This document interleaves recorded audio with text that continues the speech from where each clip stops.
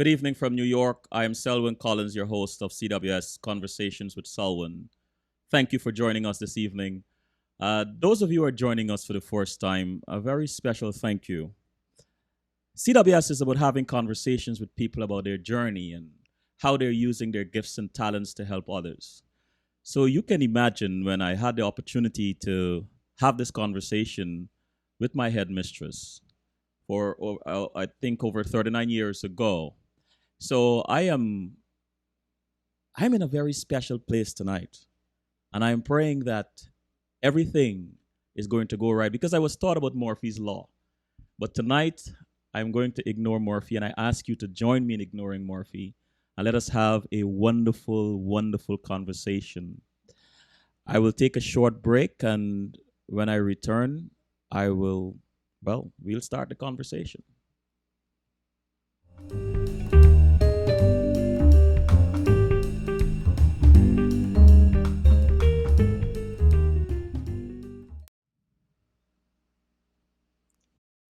Ladies and gentlemen, we are back. The lovely lady next to me is Mrs. Carmen Jarvis. Allow me to introduce her to you. Carmen E. Jarvis Nee Peterkin, educator, international administrator, taught at Smith's Church Congregational School 1943 to 1945, then at Queen's College as a master 1945 1949.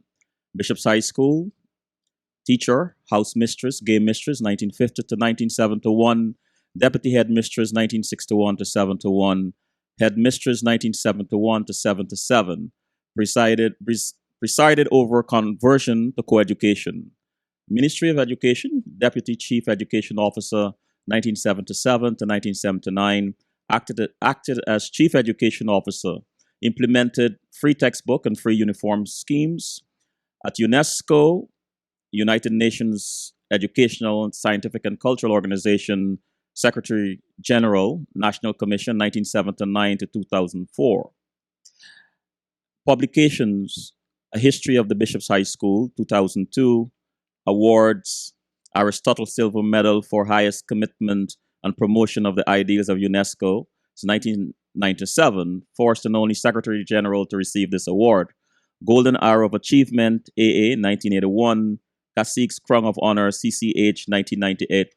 And it continues. But someone asked me the other day, will an hour and a half be enough? And it made me pause because such a rich person with such a rich legacy and career, I am wondering if hour and a half will be enough. So I will cut short the reading of the bio, and so we can get started. Mrs. Jarvis, good evening. Good evening, Selwyn. Thank you. It's a distinct honor to be on your program. Thank you so much for having me. It is indeed an honor for me. Mrs. Jarvis, congratulations on all your accomplishments. Yes, thank you. I'm honored and deeply humbled that you agreed to appear in this program this evening. I'm also grateful and equally thankful that in 1975, I had the privilege of you, someone special to look up to, being my headmistress, and this evening, 39 years later, to have the opportunity to converse with you about your life's journey. If I may start by asking you this. When you hear the words Bishop's High School, what comes to mind? Well, Bishop's High School has played a marvelous part in my life. And it's appropriate that this is Thanksgiving weekend and Thanksgiving week because I have to thank God for all his blessings, for all his loving kindness and his mercy to me. And Bishop's High School from 1936, when I won a government county scholarship to go to Bishop's, has been a part of my life. I was there as a student from 1936 to 1943, and then I went back there as a member of staff from 1950 until 1977. And so it has been, well, half my life. Huh? And I am so grateful because it has taught me so much in life. You know, I grew up in a very religious household, And the things that I learned at Bishop's in guiding UNESCO and everywhere else, those things have only complemented what I learned at home. Mm-hmm. And they have enriched my life. Bishop's has enriched my life. Mm-hmm. And I was so glad and so grateful when I was able to write the history of Bishop's as a sort of giving back to the school, to let the traditions and the ideals and the customs of the school be there in print, I think, for many, many years. We thank you for that. History will thank you for this, Mrs. Jarvis. Please take us back before your years as teacher and headmistress at Bishop's to those of the young Carmen Peterkin. Give us a glimpse into your life while growing up in Guyana at the ages of 9 and then at 15. Oh, that's taking me a long way back. Yeah. I wonder. I wonder if the listeners, if the audience knows that I'm now 90 years of age. Yeah, well, It's been a let me long just journey. take a So moment to I say go happy back. belated birthday. Thank you. Well, listeners, as I said, this is Thanksgiving weekend, and I have to thank God for the journey that He has brought me through to this stage. 2 weeks ago, on the 12th of November, I celebrated my 90th birthday. And so this is still Thanksgiving and Thanksgiving for me. Now, at 9, I was at Freeburg Anglican School, also known as St. Cyril's, and the headmaster of that school was Mr. E.F. Archer. Um, at about 10 years old, I was informed that there was a scholarship class. I hadn't known about it, but I was known in the third standard, second and third standards as a bright student. And a fellow student said to me, "You're so bright, why aren't you in the scholarship class?" So I said, "Scholarship class? What is that?" And they told me that there was a scholarship class run by the headmaster, and I should find out about it. So I told my parents, and my parents asked Mr. Archer, and I joined the scholarship class.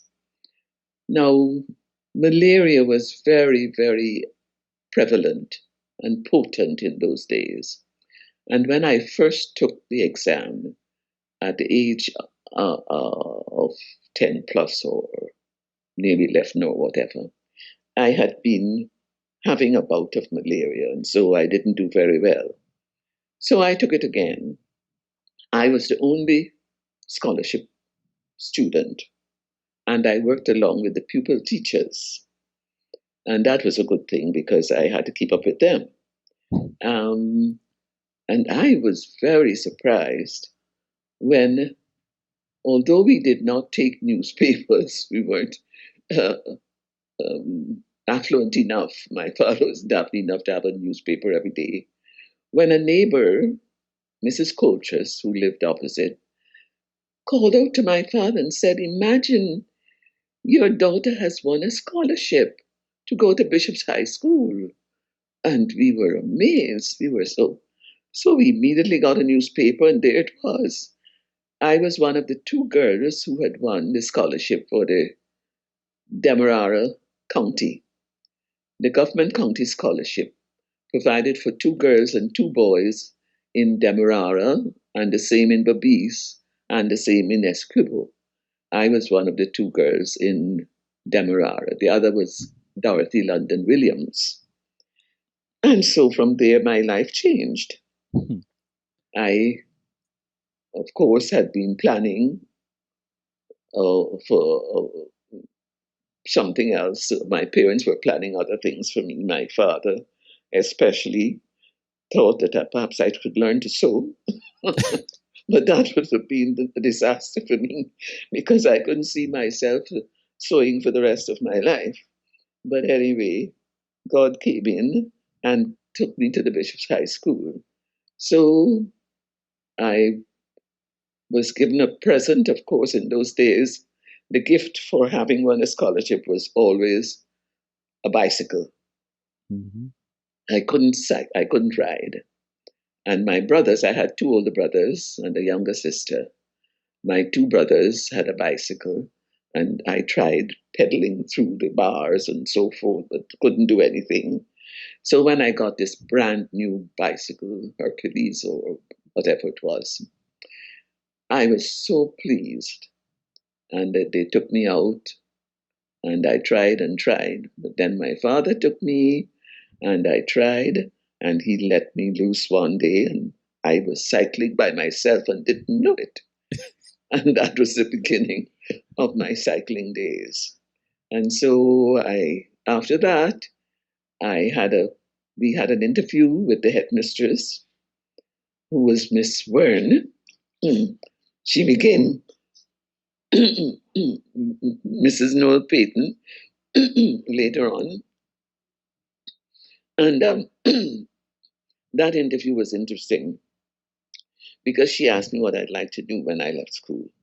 And I said I wanted to be headmistress of the school. She laughed, and I laughed too, because I didn't know what made me say that. And my father was astounded. Because in those days, it was never thought that a local person would ever be head of the school, Mm-hmm. because all the teachers were British, the headmistress was British, top government officials were all British.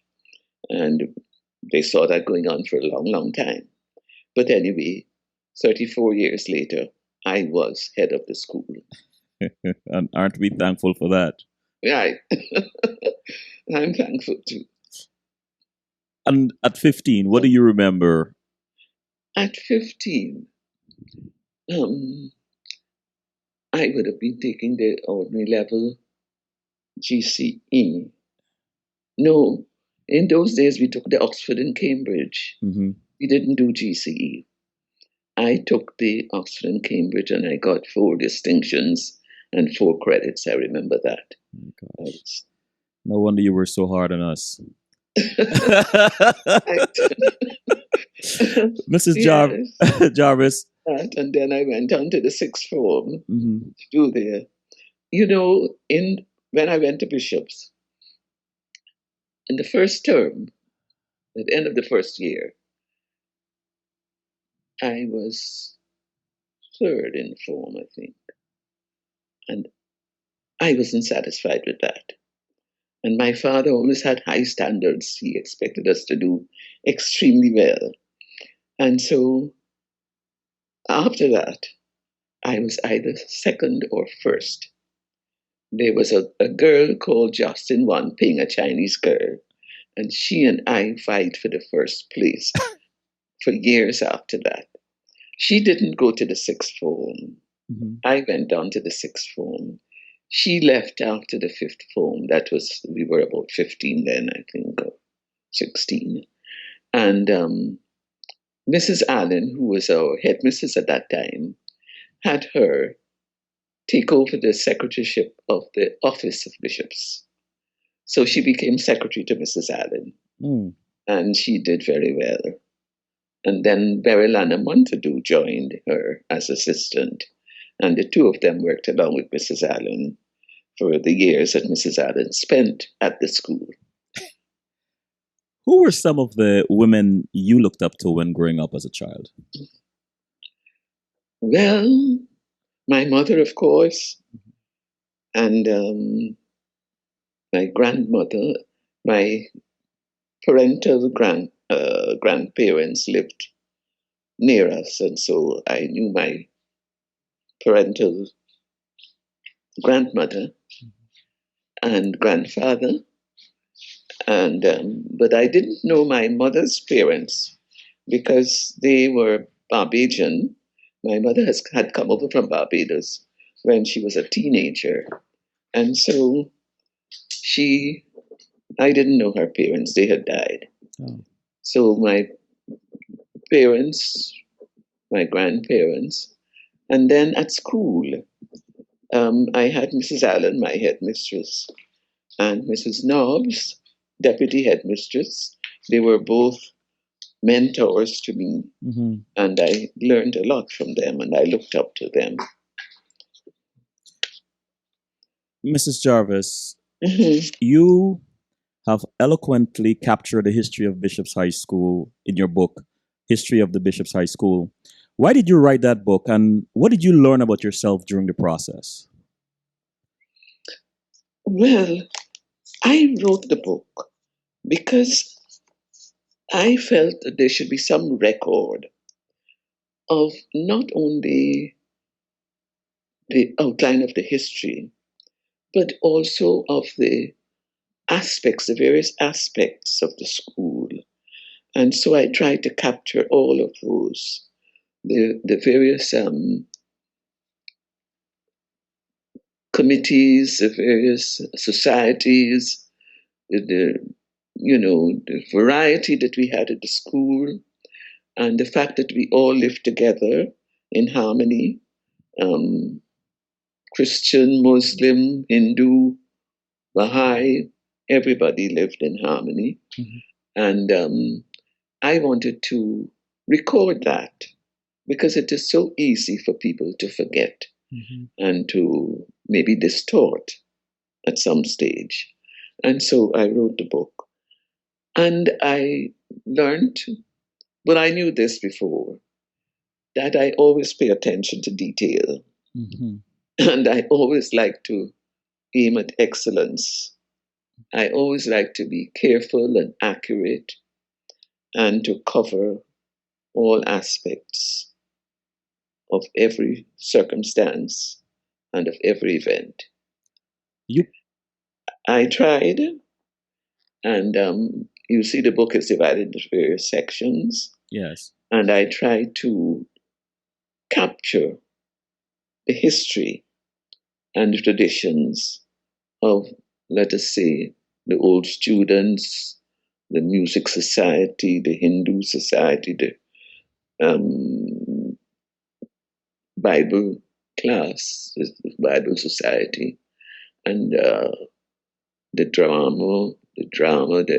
eloquent, the elocution contests, all the things that we did, all the ideas and the ideals that we had. And I felt satisfaction in Mhm. doing that. That is a part of me. Um, I like to communicate Mhm. and I like to bring people together. And I thought it was a good idea to bring things together. And at that time, I think Lawrence Clark had done a history of Queen's College. And that was a very detailed and logistical history. Mhm. But I went for more of a narrative. And so I produced a narrative.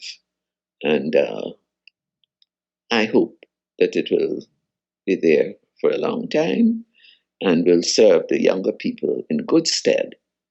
Let them see what our ideals and traditions have been over the years. You mentioned your dad and how he had plans for you. And so I'm led to ask this question.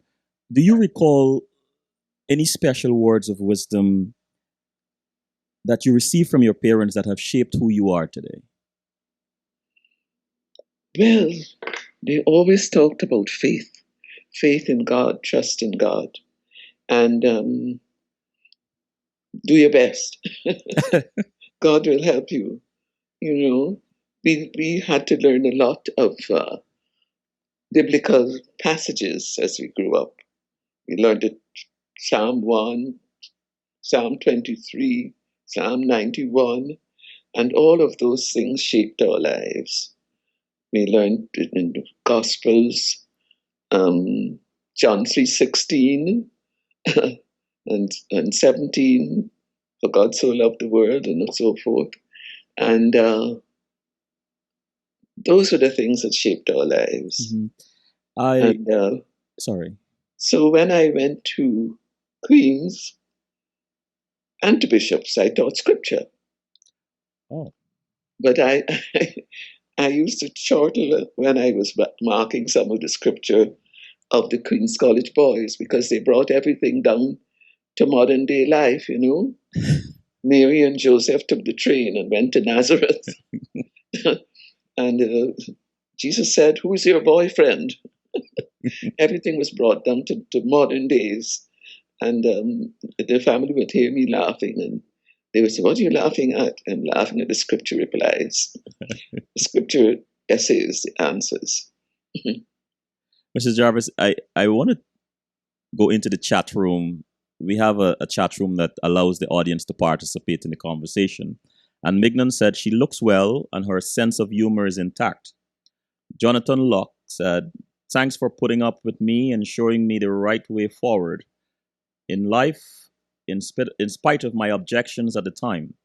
It has allowed me to have the faith that my son will make it in this world. LOL." Most definitely. Mignon said, "Mrs. J had vision at that early age." Hollis said, "So much information and great memory." Carol Ann said, Thank you, Mrs. Jarvis, for being an excellent role model and for having high expectations of all of us." Mrs. Jarvis, was school fun for you, and what were some of your favorite subjects? Well, English, you know, we did extensive work on grammar in primary school. So when I went to Bishop's, I didn't have to do any work on grammar. But, you know, after a few years after I'd left Bishop's, um, the tendency was to stop teaching grammar in the whole country. And that was a huge mistake. Um, and French, English, French, scripture, of course. I liked mathematics. And that's why I did mathematics up to advanced level.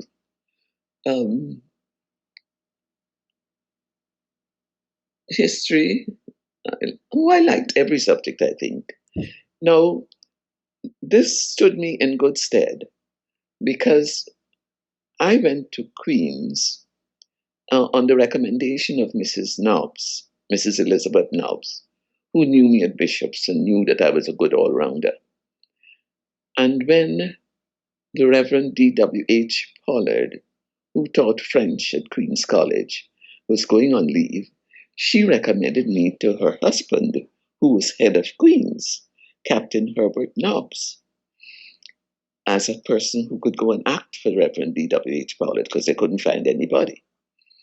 And of course, I was asked and I went. And I was supposed to be there for 6 months. But it went on and on because as people went on leave, I could act for them. When an English teacher went on leave, I could act, I could teach English. I taught English, I taught scripture, I taught Latin, I taught mathematics, I taught geography, I taught practically everything. And so I stayed on and on. I was there from 1945 to 1949. So this is it. Mrs. Jarvis.